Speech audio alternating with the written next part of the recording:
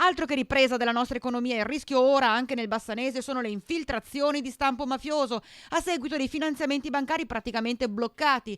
Se a livello nazionale si conta un tasso di crescita dello 0,75% per le imprese, il Veneto si ferma sullo 0,31%, Vicenza cade sullo 0,25%, contando un saldo di 205 aziende tra 4.578 iscrizioni e 4.373 cessazioni, collocandosi al terzo posto tra le 7 province venete. Si salva l'export, ma il mercato interno è in sofferenza. Gli imprenditori, non avendo disponibilità di liquidi per uscire dalla difficoltà, si affidano a soluzioni più immediate, assolutamente rischiose, per nulla legali. Questo può provocare anche sul territorio agevolazioni di infiltrazioni mafiose, quindi non cadiamo in tentazione, stiamo attenti a chi viene a offrire eventualmente dei denari, usiamo i canali ufficiali, non usiamo canali non ufficiali, mi raccomando. Che il pericolo c'è, obiettivamente, anche nel Bassanese. Ma il pericolo c'è, lo dice anche la direzione antimafia, che segnali ce ne sono in Veneto e ce ne ricordiamoci che è un terreno fertile, è un terreno dove l'economia